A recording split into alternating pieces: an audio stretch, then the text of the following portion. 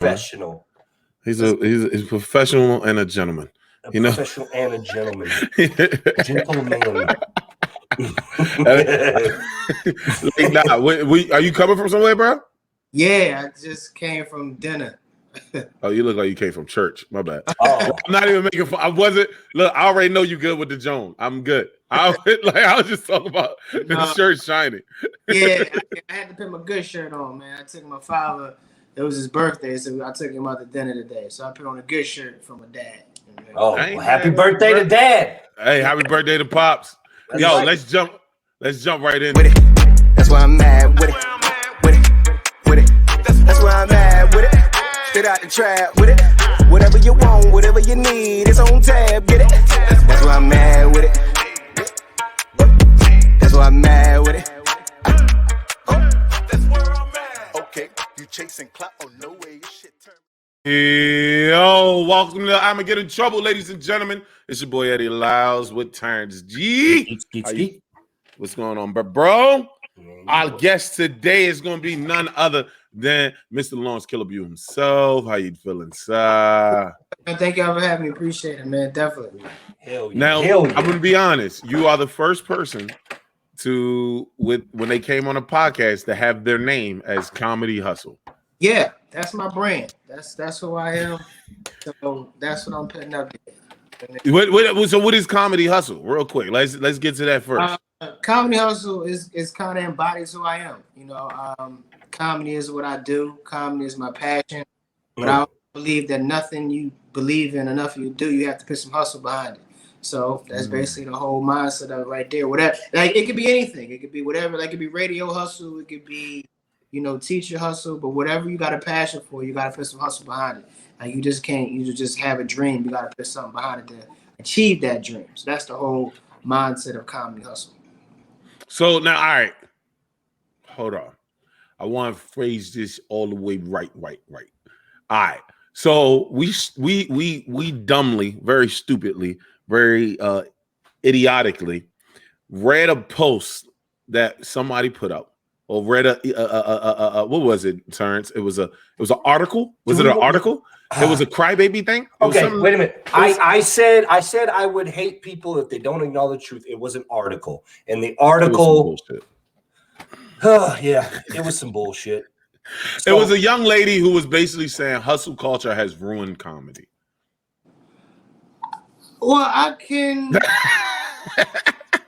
Did you not see this article? I haven't seen it, but that statement kind of makes sense. I understand from with that statement. I think that whole mindset has ruined a lot of things with the mindset of hustle for what you want, and no sleep, and it's grind. I think sometimes you forget about the actual artistry of it. Like, so people in comedy right now, I feel like so many people are focused on things like creating content and getting followers, getting views, hustling, that they're forgetting about the actual art of stand-up comedy.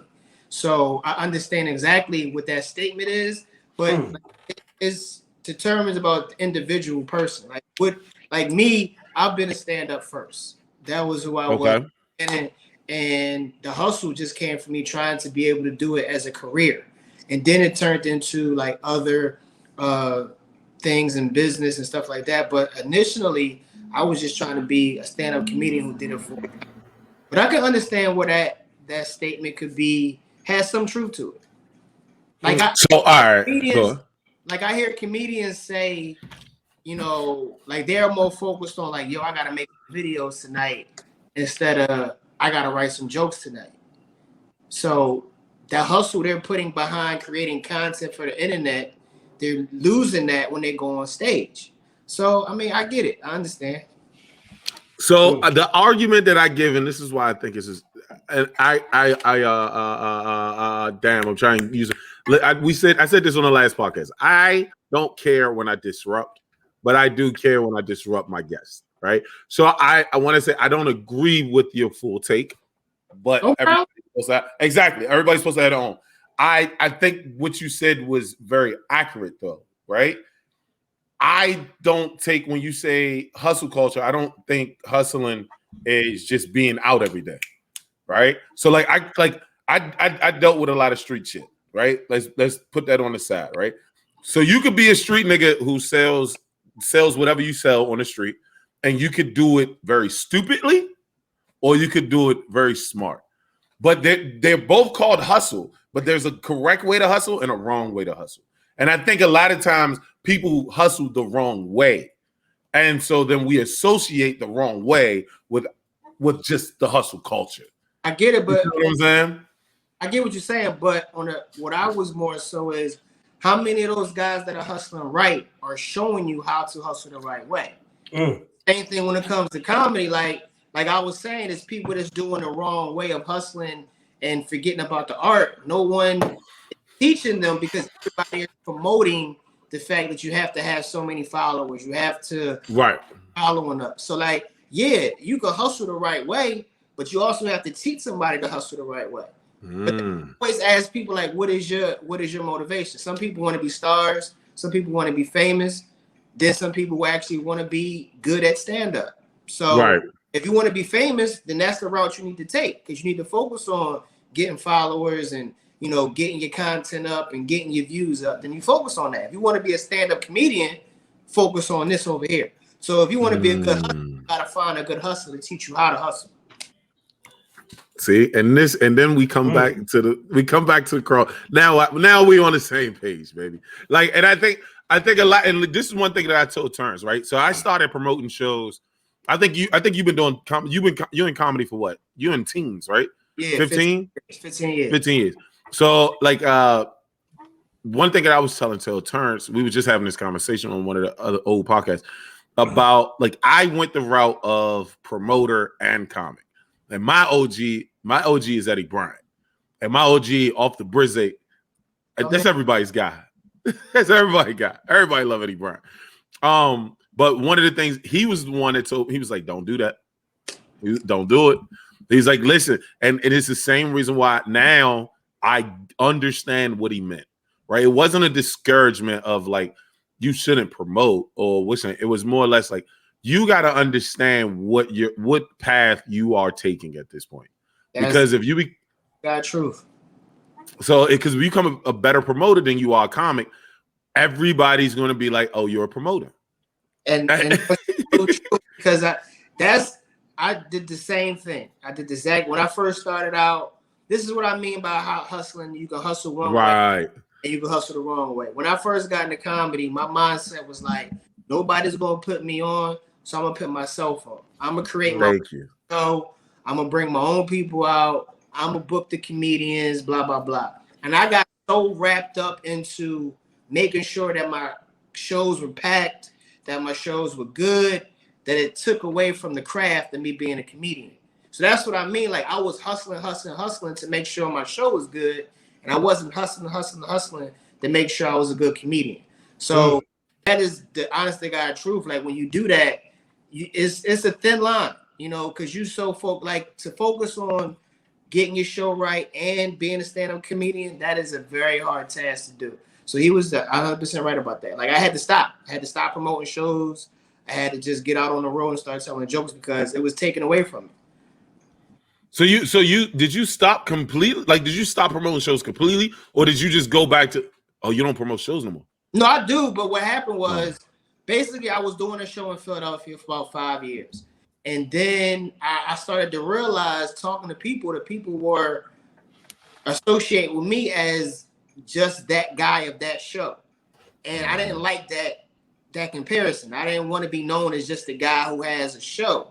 So I stopped. Like, I stopped doing that show and focused on being a stand-up comedian. And then I went back to it. So I still do shows, but not to the capacity that I was doing before. Like, I was doing it monthly. Every Tuesday, every second Tuesday of the month for 5 years, I had a show.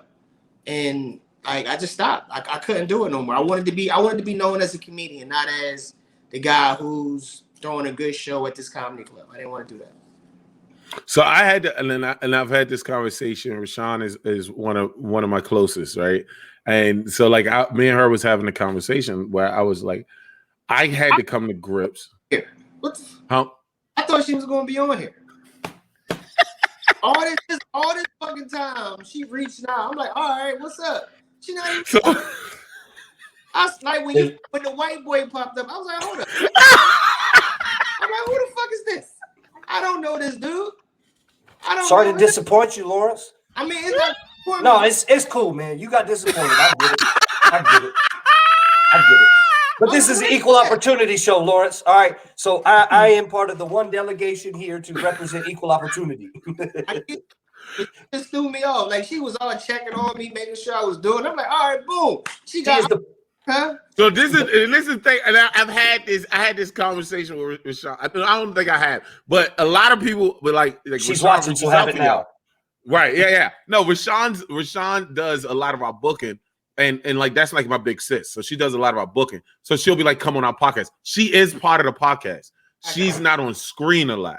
Okay. You get what I'm saying? So it's 4 of us, and she's the person more in the background. But because she also does a podcast with somebody else on the same time. Okay. You get what I'm saying? Shout out Stiletto. She made it seem like she was hosting the show and she was going to be asking me questions and shit. To be honest with you, when I first logged in, I thought I was on the wrong podcast. Like, I was like, oh, you're like, this white motherfucker over here. Yo, but that also is like she has the link. Like she gets so she can jump on anytime she wants to. You know what I'm saying? But yeah, she's our booker. She's the person behind the scene a lot of the times to keep us in check and yell at me, basically. I understand. I'm still happy to be here, though, man. I appreciate it. But it also means you don't read them emails that we like everybody else. Nobody reads the email that we send out because we literally put out an email that says Lloyd Terrance and Eddie Liles. We literally put that email out. Listen, all I looked at was the time and the URL. That's all. Exactly. I looked at the link, what time it had to be here. I was like, fuck it, let's rock. I'm good. That's fucking hysterical. Everybody does, dog. I don't get it fucked up. Everybody does. No, so I lost what we was at. So you kind of you mentioned the art process that is stand-up, and I think that's one of those things that's always kind of pushed by the wayside. You know, people always say you've got to do laughs per minute. You got to focus on writing joke to set up the punchline and trimming the fat. You've got to do this, and they add the rules, and the rule list just gets longer and longer. Mm-hmm. But it is still an art form. And so with that, how does Lawrence Killebrew practice the art? Like, what's your writing process like? What's your creative process like? How do you go through things? I think everybody's process is different. Like everything you said, I do some of it, but most for me is just getting on stage. I just like to be honest with you. I don't write like I've seen comedians sometimes have like joke books and like it's filled up with shit. And I'm thinking to myself, like, I don't do that. I was just like, if something happens, like today, my dad was checking out this girl's ass. You know what I'm saying? And I just thought that was funny to see an older person check out somebody's ass, but he checked it out like extremely slow. Like it was just real slow. So I just wrote that down as like something that I can build off of. And then I'll go on stage and I'll say it just like how I said it to y'all. And I'll see if I got a laugh. And then if I got a laugh, I'll expand on that. Whatever pops in my head. You know, so that's usually how I'll do. I'll just think of an idea or if something happens, I'll just write that down and then just go talk about it and see what I get from it. Sometimes it hits. Sometimes it don't, because I'm not really good at writing out a whole joke, because then I feel like if I'm reading that joke, how I wrote it, it's going to sound scripted. And I don't want it to sound scripted. So for me, I'll just write down an idea or like a topic and then just go on stage and talk about it and see what happens. So yeah, I don't even do the topic. I stopped doing the topic part. I literally, I genuinely go on stage, especially with open mics, that I know not too many people are going to be at, and just talk about my day. And then literally, and then after that part, I do exactly what you just said. I literally find, like, I'll talk about my day. Somebody will laugh about something that happened in my day, and I'm like, all right, cool. Let me see where this goes. And then I'll start to like expand on that. And then I'll go to another open mic, see if people laugh at that one too. People start laughing at that one. Now I'm like, all right, maybe I got a joke here. And then you know what I'm saying, right there. I don't know how people sit down and write, but I do think it's a good art form. Right, of like waking up and just writing. I try to do it. I'm not very successful at it though. I mean, it takes, like I said, different people they write differently. Some people write. Some people don't got to write anything down.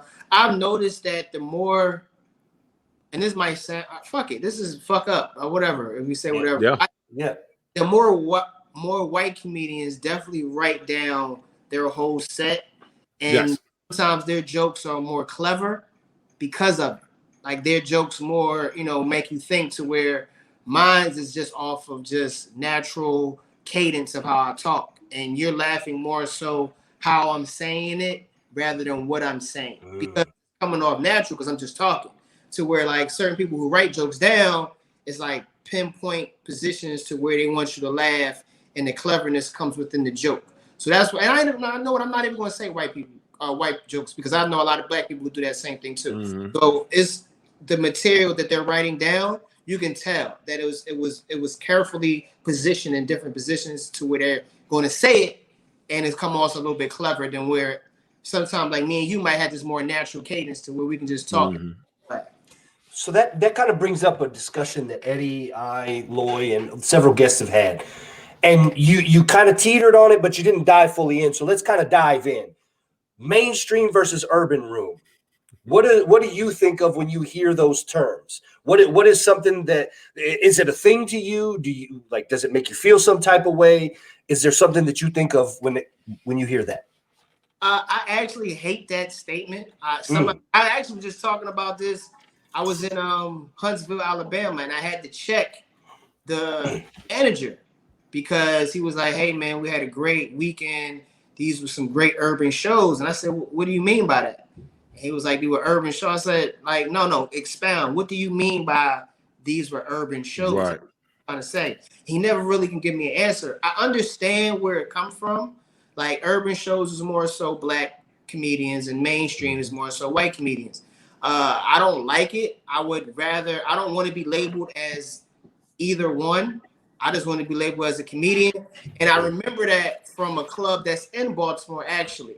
I did Magoobies. Mm-hmm. You know what that is? This was years ago. I never came back after this either. I did Magoobies years ago. And I don't know if the manager is still there, but after I got off... He is. He is? He is. I got on stage and he was like, "Hey man, that was different, man. I just thought you were a Laugh House comedian." And the Laugh House is a club in Philadelphia where a lot of urban comedians came from. And I was like, "What do you mean by that?" He was like, "Oh, I just thought that you would be, just fuck pussy this and that." And I was like, just because I worked at that club, that's what you think I am? And I never came back to that club after that. Like, I never went back. Whew. Yeah, you touch me. So with I like you a lot. I'll be honest with you. I really do like you, man. Like, use my guy, yo. You like a distant brother for me right now. I'm being honest. It's one of those things. So because Eddie's kind of stumbling with things because you mentioned something we'll kind of brush over. So with the stand-up form and the writing thing in the mainstream rooms, there's something Eddie usually talks about is you tend to see more writing, quote unquote, in the mainstream rooms, and you get more off the cuff funny in the urban rooms. That is true. And that's where, so for me, since we don't know each other, Lawrence, like I grew up in the comedy scene in the urban rooms. And so I still struggle with the writing. And that's why I'm always interested in the creative process of other comics, because you get that constant tear. You have to write, you have to do this, you have to focus on laughs per minute. Do you think that rules in comedy fuck up the art form of comedy? I mean, some rules are there to help you, but I don't think you should follow them if you're not comfortable. You know what I mean? Like, it's all about being comfortable. If that rule of 7 seconds, every 7 seconds someone should be laughing, but you're a storyteller, that's going to fuck up your set, because exactly. You're telling stories. There's no way you're going to get a laugh 7 seconds. So don't do that. If you're comfortable with sitting down telling stories, then that rule doesn't apply to you.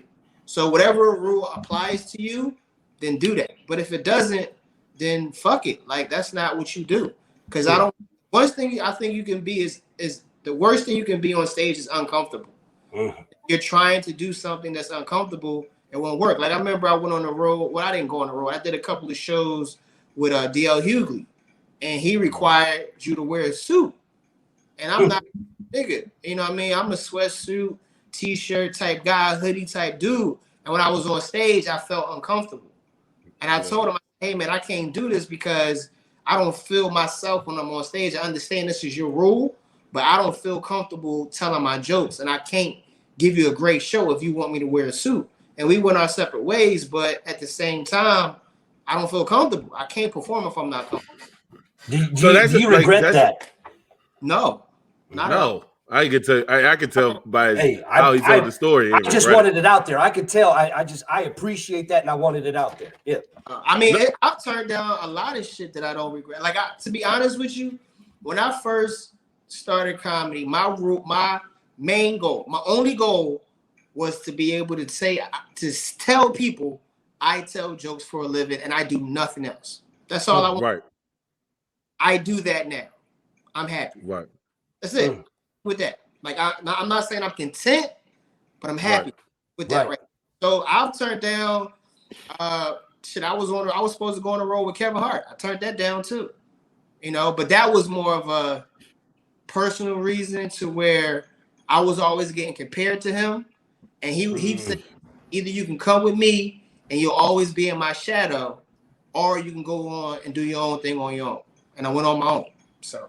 Yeah, I was going to bring that up later because I wanted to dive into it a little bit more on the mainstream, but I was definitely going to put a pin in that because I want to talk about that part.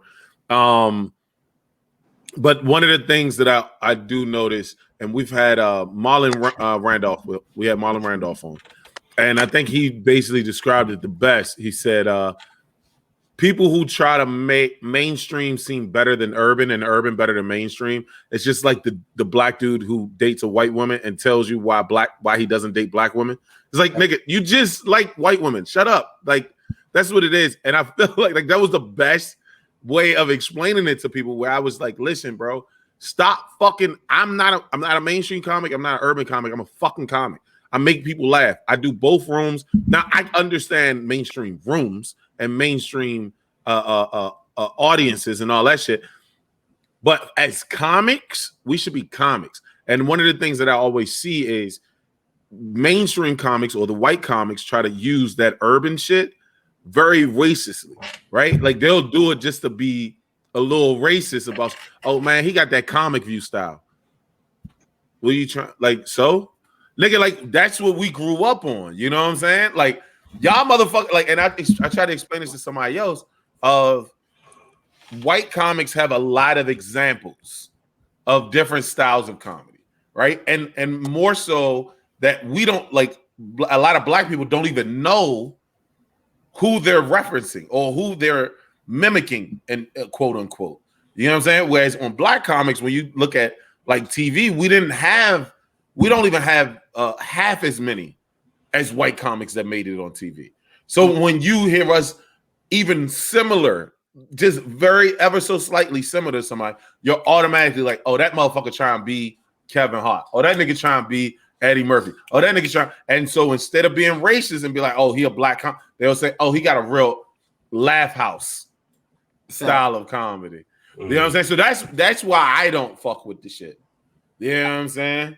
But like, I'm always on both sides sometimes, you know, so it is some urban comedians though. It is comics that go into mainstream rooms and do urban shit. You know what I'm saying? Like I've seen comics go into like I would say a funny bone or like an improv and act niggerish. Like, you know what I'm saying? So that, and what's fucked up is that they'll take that one incident and then put that on everybody else that comes. Every black. You know what I'm saying? So it's give and take sometimes, but I understand exactly what you're talking about though. So let's wrap that part up, but let's jump into the whole thing, because somebody was trying to tell me like you used to run with the Plastic Cup Boys, right? Well, yeah, I'm on tour with them now. I'm on tour, but that not okay. Boys is just Naeem and Spank. Right. That's that, you know, when Kevin's not on tour, Naeem and Spank, those are it's three comedians in the Plastic Cup Boys. It's Kevin, Naeem, and Spank. And then they have Wayne, he's a Plastic Cup Boy, he's the manager. Harry, he's a manager. Joey, he's a comedian, but he more so writes. And then his boss, he's the trainer, and one more guy, he's the barber. So when Kevin Hart's not on tour, the Plastic Cup Boys, they tour, and I roll with them. Got it. Okay. I host the tour when Naeem and Spank are on tour, and then when they go back on the road with Kevin Hart, I don't host anymore. Got you. Damn, that's a lot of gigs. God damn. It's fun. I'm blessed. It's very profitable. It has its pros. It has its cons. But it's not like what everybody thinks. I definitely enjoy it. I'm definitely happy to be in this position, to be associated with them in any type of way, but right. Not all that is like everything doesn't look what it seems that it looks like from the outside looking in. So what do you think? So what would you rather right? Because you're doing the Plastic Cup Boys are still doing theaters. They're not doing arenas. Y'all doing like 300, 400 seaters. Yeah, even more than that sometimes. Which ones do you rather like? And I bring this up because everybody that's in like the teens, like I just hit my 10th, right? I'm going into my 10th, and I was explaining this to somebody else of like I've been in the 2000 room. I've been in a 100 room, and I've been in like the 300, 400. I like 300, 400. Now, and somebody was like, as you grow, that starts to change. Which one do you like the most? Is it the 100 room, the small intimate rooms, the 300, 400 rooms, or like those 2000s? To be honest, I like the smaller rooms because those larger rooms can be misleading. You can do a 2000, like I've done theaters and shit like that.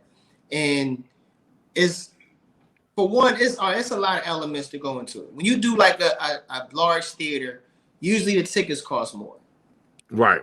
Tickets are a lot more expensive. So your audience is that weeds out the riffraff right there. Right.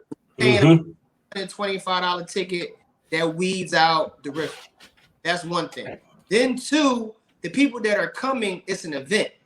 They're coming because they want to experience something. They paid $125 for tickets. You got dressed up. You paid for parking. You probably took a chick out to drink. So you there to laugh.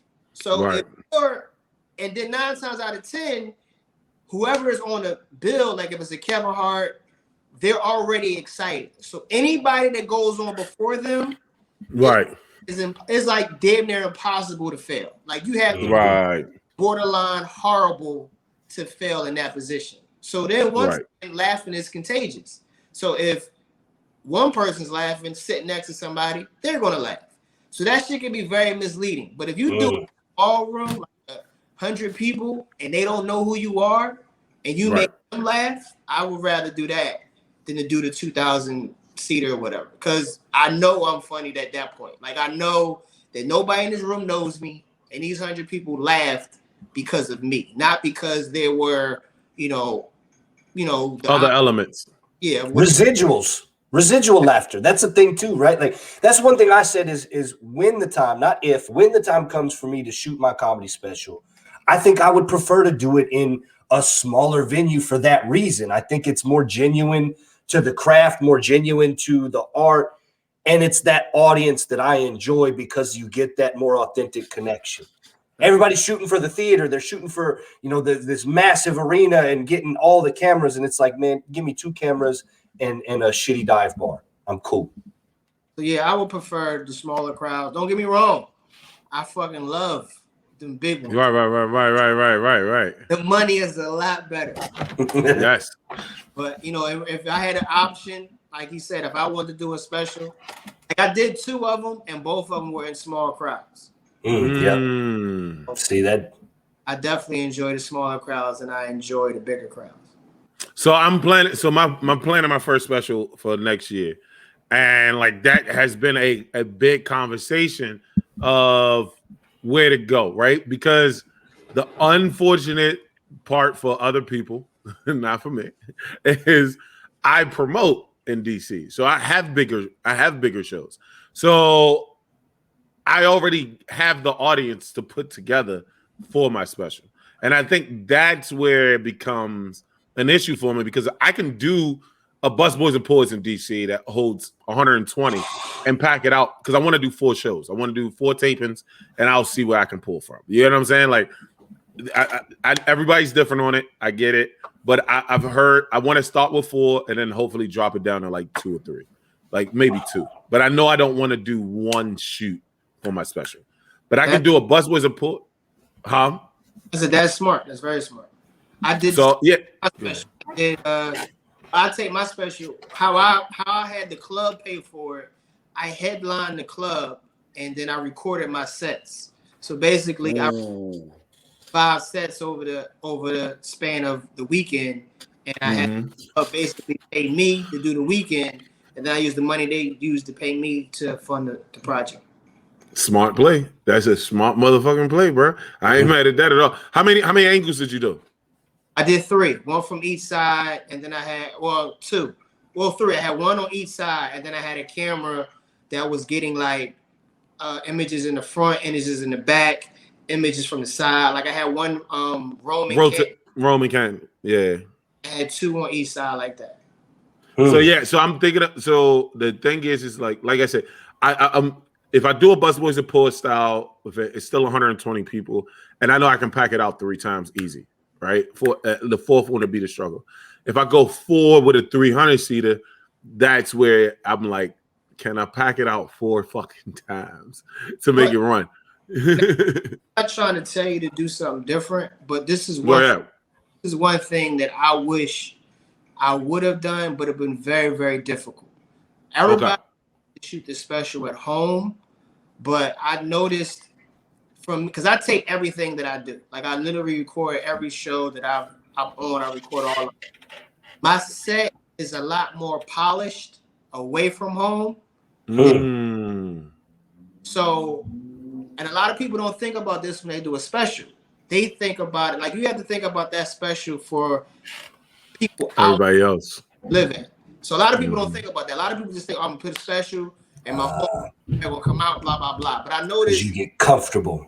Exactly. My first special I was very comfortable. I did a lot of home material. I started to riff about stuff that was going on in the city, and the other one, it was very crisp and to the point. Now I'm not telling you to do it somewhere different, but just think about that. Think about performing in another city. The only problem was for me, I had a hard time packing out another city that I wasn't from. So that's like the give and take thing with that. It's like if I go to another city, can I pack it out, or do I have to get someone else to pack it out? But just think about that. The cadence is a lot different when you're not at home than when you are. No, and you know what? Now that you said that, that makes so much, because I even on stage, I can see that. Now I don't tape every set; I'd record every set, and like I told somebody else, I don't care if it's an open mic and I'm just going out there talking about my day. I don't give a fuck. I record every set on audio, and then I listen to it on my drive to wherever I'm going when I leave. Like, do you do that or not? Like with your videos, do you just watch it right afterwards? No, I don't watch it until probably like 2-3 days after. Like I got on my phone, I usually just put out my tripod, put my phone, and I record all my sets. And then when I get home, I'll take them off my phone, put them on my computer. I'll let them sit for a while because I really don't like watching myself at all. Go back to it and I'll watch it to see what was happening. And I've noticed that I'm always real comfortable, and I'll riff off into something else, or I'll talk about somebody in the crowd. But when I'm away from home, I'm sticking to what it is I'm supposed to do. And then the set is a lot more crisp for something that if I want to sell, like if I wanted to sell it to somebody to put up like on a Netflix. Right. About where you from? Where you from, man? I'm from DC. DC. So what's that spot with the funny bear in front of it and shit? Oh, Ben's. Oh, you saw Ben's Chili Bowl. Yeah, you talking about Ben's. Yeah. And then you started talking about Ben's Chili Bowl. People fucking Atlanta don't know what Ben's Chili Bowl is. So it might not somebody's watching it from Atlanta. They're like, what the fuck is Ben's Chili Bowl? I don't know what that is. But the people at home are cracking the fuck up. So you gotta think about that when you do that. Like you might riff off and talk about that, blah blah blah, whatever. So that's underrated advice. So you went with 3 and I'm being dead ass with you. I'm literally like my whole goal is that August next year, that October next year, I'm shooting my special. So I'm literally going every detail now, like, because I want to know how much money it's going to cost, everything like that. And now you just threw a fucking wrench in my plans because I definitely was going to do it at home. But now that you said that, it makes so much. It makes like you ever read Napoleon Hill? You ever read anything from? Because if you're a hustler, I'm guessing you do. All right. Yeah. But if you think how many people. Just think about this. Like this, I always look at other shit. Right. How many of the special that you think are classics, right? How many of them were shot in that comedian's hometown? Think about it. Raw, that wasn't shot in his hometown. Kevin Hart's first 4 special wasn't shot in his hometown. Right. Even if you go to fucking Cat Williams, he did this in Atlanta. Like the one I think DC. And DC, yeah. You know what I'm saying? So it's like, think about that. Like you gotta think like Dave's first special was in DC though. Dave's first special was in DC. Yeah. No. Was it? I don't know. Yeah, it was in DC. Because it was when he was still on Comedy Central. Yeah. Dave's a totally different beast. Like he's not normal. He's not normal. Yeah, and technically, I wouldn't say it was his first special because he had the half-hour special joints, and he was already on Comedy Central. So Chris Rock. He didn't even. He didn't do his special in New York until fucking Big and Blacker, whatever that was. Some shit. Bigger, blacker. Yeah. Fucking you're right, man. So now I gotta fucking try to be bigger and like gotta travel a couple more. Well, no. I mean, it's like traveling is one thing, but it's like I think. My biggest goal was always to like not have I think a lot of people want to do specials, and this is a good one for you, right? This is a good question for you. So I think a lot of people now are putting out their jokes on TikTok and YouTube and Instagram and everybody because a couple comics blew up. Andrew Schultz from the Brilliant Idiots and Flagrant 2 is the biggest person right now off of putting out his own special on YouTube and it blowing up. And how he did it was he put out a lot of clips. He put a lot of clips of his special out on YouTube and Instagram. And people were like, oh, this dude's funny, started sharing it. And then out of nowhere, he drops the entire special. Like he literally, I think he said he put out like 30 minutes of his special in 5-minute clips. Mm-hmm. You know what I'm saying? And then, or like 2 to 5 minute clips. And then put out his whole special. So now I started seeing a lot of comics doing it with TikTok and Instagram and everything. And one of the things I said was, I don't think that's smart. Just me, or that's not for me until I have a special out. Because I want to be able, like, I think like everybody's trying to copy Andrew without looking at everything that he did. You're looking at bits and pieces of it. Do you think? What is your thoughts on that? Of like putting out stuff. I mean, if you can write material, then put it out. Like I'm not. I mean, I don't have that much material to put out 30 minutes and then have a whole nother 30 minutes when you come see me live. Because I look at exactly. Like, once you put that material out and somebody comes see you, they don't want to see that same material. So right. It's a comedian that can put out. But one of the things I notice about Andrew that a lot of people don't look at is a lot of them times it's him like riffing on somebody. It's not really his joke. And people like a lot of the stuff will be like crowd work, or it would be like somebody says something, he did a bit off of what someone said, and then people come and then you'll actually see his material.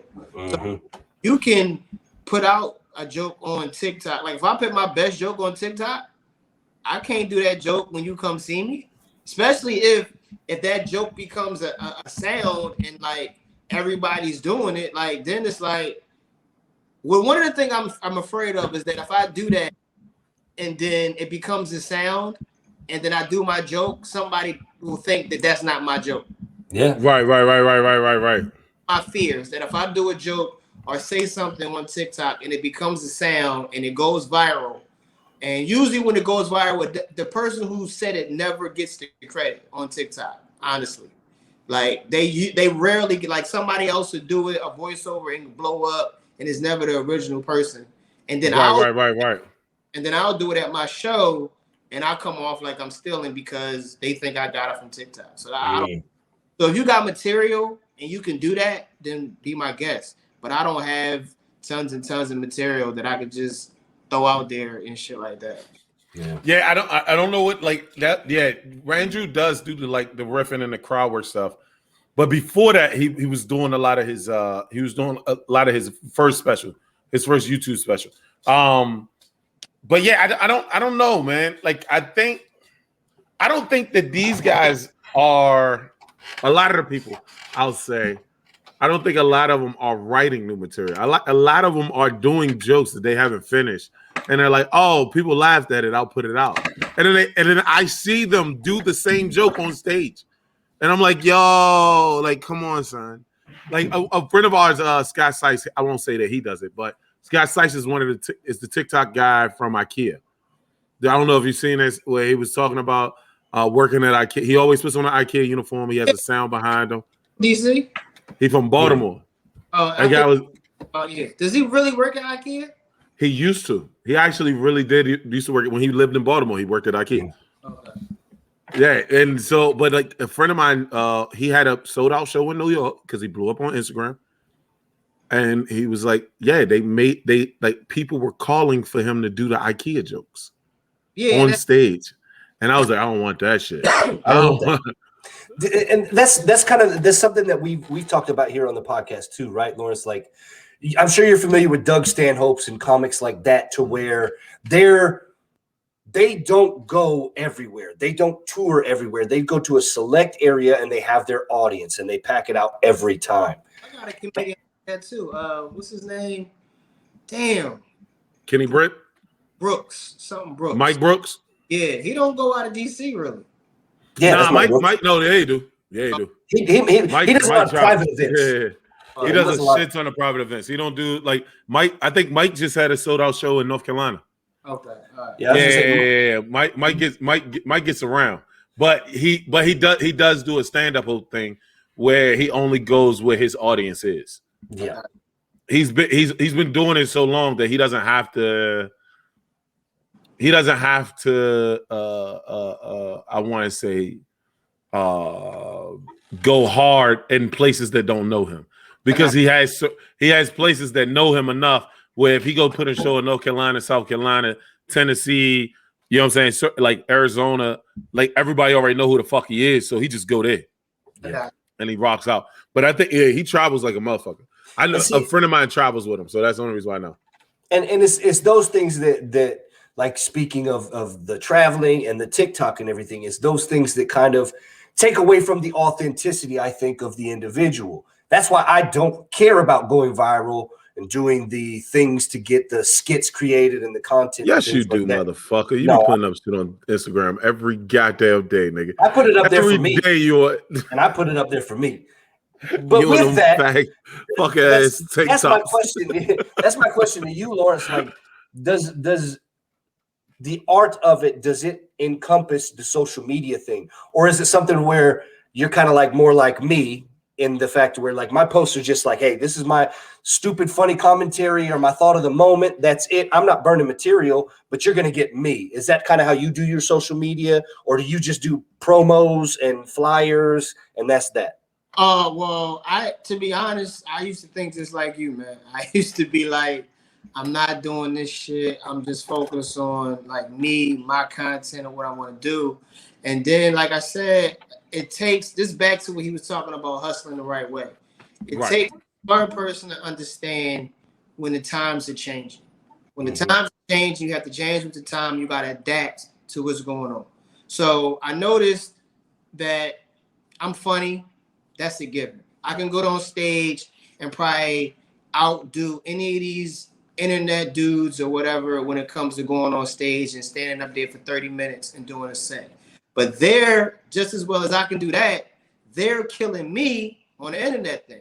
So I had to find my riff, and I just create content that I feel is funny and I put it out there. And then I know how to separate my internet following and bring that following over to my stand-up and then catch them with that too. So it is important. I'm not going to say it's not important to create content because, like I said, this business is literally ran by your social media following. Like Club literally look at your social media before they look at a clip of you. Like that is the honest thing. Like I speak that from personal experience where club owners have said, "Hey, how many followers do you have?" Never even asked me, "Was I funny?" How many followers do you have? No, so, we've had multiple club bookers and owners on the podcast who literally have expressed that, like out loud. Like, listen, bro, like what's your engagement in my city? You know what I'm saying? Before I break, like, if you have a high engagement, motherfucker, they will pay you. You know what I'm saying? Like, just to come. So, but like I said, it takes a smart person to not get wrapped up in that and get wrapped up in your craft. Like, it's cool to put out content. It's cool to put out these videos. It's cool to put out, whatever it is you're gonna put out on Instagram, but don't get that be your be all. Like, don't let that get wrapped up. Like I said, I hear comedians out. Like, I remember when I first started, and I hate to say that. Like, I feel like I'm so fucking old. But I remember when I first started, we used to talk about jokes. Like, I got this joke. What you think about this joke? Now when I'm out, like, at the open mics and the clubs, I hear, I got this idea for a video. I got this for a video. And I'm not saying it's not right, but don't get wrapped up in that. You know what I'm saying? Don't get wrapped up too much in trying to create a video, and it's just taken away from you being a stand-up. But once again, if that's what you want to do, that's what I was about to say. You know what I'm saying? Like, if that's what you want to be, fine. But if don't say you want to, that you doing that, but you want to be a stand-up, but all you're doing is videos. That's what my problem is. Any person that tells me exactly what they want to do, then I can't be mad at you. If you say, look, dog, I'm just trying to get famous so I can sell out and do a fucking TED talk at a comedy club. All right, fine. Do all the videos you want. But if you want to be a stand-up, then don't do all that. Yeah, because it's like that. It ties right into the Scott Size thing, and it ties into every other famous comic too, right? Like, if you do a certain thing the way others have you do it, then you kind of get married to that. Because you see it, like he mentioned with Scott, I think of like Larry the Cable Guy, right? That dude can't perform anywhere without somebody shouting the "get her done" thing, right? From the blue collar comedy back in the day, right? And little things like that. Like, I don't want that kind of shit. Like, anywhere near me, I don't want to be somebody else's idea of what funny should be. True. I mean, you got to pick. Like, it's a choice. Like, that's why I don't do characters too much. Right. Comedians do characters, and then the character blow up. And now you can't be anything else. Stuck in that character. Right. You know what I'm saying? Like, you go to a show and people, you come out, they look at you like you fucking crazy. Like, bring out the character. So, like I said, it's a thin line. But if that's what you want to do and you're happy with it, I can't be mad at you. I think the ones that like costume it up, I don't trip about. Like, either way, I don't do characters. I'm not that guy. Yeah, but I look exactly the same. Like, it don't matter what I put on, I'm gonna look exactly like me.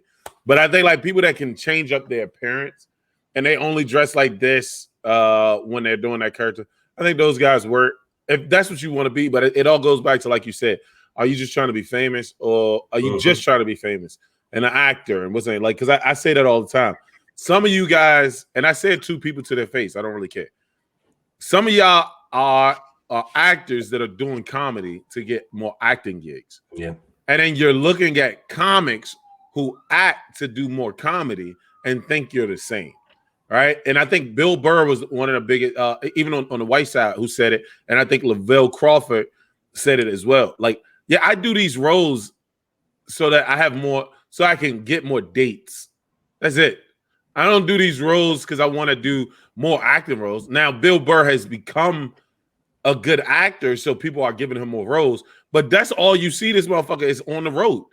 Bill Burr is always on the fucking road. You know what I'm saying? Like, so it's like, that's what, like, I understand that kick, and I'm not mad at people that do that kick. I think I get in my feelings a little bit, and I won't say I won't get mad. I don't hate when they do it. I used to say I hate it when they do it. It's not a hate. I think I just get in my feelings when I see comics or actors that do comedy. You get what I'm saying? Versus comedians that act. And the only reason why I think I get in my feelings because, and again, Marlon Randolph put me in my place on it. I think like, oh, you're taking up a slot. You get what I'm saying? And the reality of it though, and you can tell me what your thoughts are behind it. I don't think all the slots are filled, but because we want to think that the slots are filled, we'll automatically say it. A friend of mine just said, "Oh, I keep losing to comics with disabilities, and because they got disabilities." And I was like, "No, bro." He was like, "Nah, man. Every time I go up against a comic with disability, I lose." And I was like, "Dude." It's some real shit because it happened to me twice, right? I mean, I get the frustration. It's just kind of funny, like. But they people really, like, it's like your brain automatically goes to a reason why you lost. No, motherfucker, the audience liked them more. Like, let it be. Like, why are you comparing the funny, right? Like, if you haven't seen it by now, then you're just a complainer. It's not about who's the funniest and that person gets the most people. It's about who the most people want to see. True. You see what I'm saying? You know what I mean? So at the end of the day, I think so I get mad at the actors that do comedy because it's like, of course more motherfuckers want to see you acting ass nigga. Like, that don't make you funny, motherfucker. But then on the other side, I'm like, nigga, this shit the whole thing ain't about funny. It's percentages, right? And he has a better percentage of people wanting to see it. But that's true, and I'm not gonna lie and act like I never felt that way. I feel it all the time.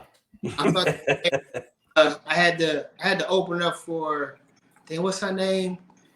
The Real House Real House. Nene. Had to open Nene up Leakes. in South Carolina, and I was like pissed off, like what the fuck? Like she not even. But then on the flip side, you got to look at it like she's put in work somewhere else to get to that position. Yeah. Right. I have to take that same energy and apply it to what I do. So it's like if she put in work on TV to be able to come to this comedy club, sell it out, and get paid for it. Now, if I could do that same thing, I'm the shit. So I don't I stopped looking at it that way and started looking at it the other way. Stop looking at it like, damn, she's taking my spot, instead of looking at it like, damn, why don't I go after her spot? Mm-hmm. So now it's like, okay, let me get on TV, let me get a following. Now I have a following, I'm on TV, but I'm also killing it on stage. So I'm not comedians that a crowd comes to see and I'm not funny, but they like me from whatever I was on TV for. Right. My mindset shifted to like, damn, I want to get to what she got. So now I have best of both worlds. Right. And I think that was one of the things that I did say to somebody, and I think this is a lost art. It's a really lost art, right? Back in the day, and we're about to wrap up, but back in the day, people used to travel everywhere to get their audience. Facts. You get what I'm saying? And I think that like I literally had this conversation with my pops, like, right? So like I'm about to move to New York. I'm about to be back. I want to say bi-coastal, but I'm not. I'm about to be bi-city, like because I'm about to be in New York and DC, New York and Baltimore. I'm about to travel up and down. Like my girl's here, so I'm gonna be here. But then and my daughter's here. But I need to go. I want to go to New York so I can see more people. You know what I'm saying, and get more what's in it. And my father, damn, that shit hurt. All right. Anyway, my father was talking to me about, I saw Jess Hilarious got picked up by Martin Lawrence because she was doing skits. Why don't you just do that? And I was like, oh man. And I had to I'm trying to sit here and explain it to him. I'm like, no, man, that's a different art. They have to, like, the way that they get paid is by doing live shows, and some of them are comedians, right? Jess Hilarious is actually a comedian now. Davis is Ryan Davis. Ryan Davis is an actual comedian, and I think he was an actual comedian before he got big on TikTok. Shula King, actual comedian. Some of these guys are actual comedians, but a lot of them are Instagram guys that had to turn into comedians. True, right? And so I was like, you got to understand that I'm a comedian, and that's not my strength. That's not my strong suit. The podcasting is my strong suit. You know what I'm saying? Like we got more followers on the podcast than we have, you know what I'm saying? Like on our regular shit. So it's like, but I get to actually be a comedian. I have right now I'm doing 4 jokes that I got only because I've done this podcast. You know what I'm saying? Okay. So it's like everybody has their median out, right? And I think sometimes we look at some people and like, oh, well, you can be bigger if you do that. And it's like, no, man, they got big off of that because that's what they're good at. You get what I'm saying? And then they bring it all back to comedy. I'll close it with this. I think that a lot of people have gotten away from just the travel, right? Like if you open up for Nene Leakes and she got 400 people there, and then you grab 50 people from each show as your new following base, motherfucker, you just gained, you know what I'm saying? Y'all did 4 shows. You just gained an extra 200 people on your following page. Yep. You get what I'm saying? It's like, a lot of motherfuckers don't realize, like, that's how it was back in the day. There was no fucking internet. There was no, these motherfuckers put out a record, and then they had to go to the town and try to get people and let people leave that show and be like, oh, James Brown was fucking amazing. Like, who the fuck is James Brown? I got his record. Listen to it. Like, we forget that you can modernize that shit of just go to fucking towns, and if you got 2 people in the audience, blow that shit the fuck up. And then try to get those people to follow you and get their friends to follow you. And that's just my thought. It's harder. It is harder. It's hard as fuck right now. But I do think it's a thing. Definitely. Yo, let's tell wrap it everybody up. where they can find you, Lawrence. Yep. Tell everybody where they can find you. You can find me on Instagram, Lawrence C3H, Facebook, Lawrence Killebrew, YouTube, Comedy Hustle. I think that's it. Or you can go to my website, man, lawrencekillebrew.com. Or you can go to my Comedy Hustle website. It's called comedyhustle.com. Oh, damn. You got that URL? I wanted that one. I definitely wanted that one. Everybody knows it's crazy. I brought it like 8 years ago, and I never used it. I just made it into a website probably like 2 years ago. I brought a lot. Hey, I ain't going front, man. I made a lot of money off of buying domains. And reselling them. Like, I remember one time I Googled like famous names. Yep. Or common names or whatever. And I brought John Lewis, I think it was. Or John something. And then guy reached out to me. He said, hey, man, can I buy that? I was like, man, give me $1,000. You got it. He paid it. Damn, cuz. Damn. I ain't mad at it, bro. That's like the motherfuckers that bought shoes.com, sneakers. Did you hear, like, you ever hear about that guy? It was a group of guys. They just bought all the, like, everything that's in your house. They bought every last one of the .coms back in the early 90s or whatever fuck URL started being for sale. Like, just bought them all up and then just made a shit ton of money off of, like, shoes.com, screwdriver.com, phillipsflathead.com. Like, that is so fucking crazy. Yo, ladies and gentlemen, troublemakers, yo, we see y'all soon. Lawrence Killebrew, man. Make sure y'all check him out. Yo, appreciate you. Out it. Appreciate you, bro. With it. That's why I'm mad with it. With it. That's why I'm mad with it. Straight out the trap with it. Whatever you want.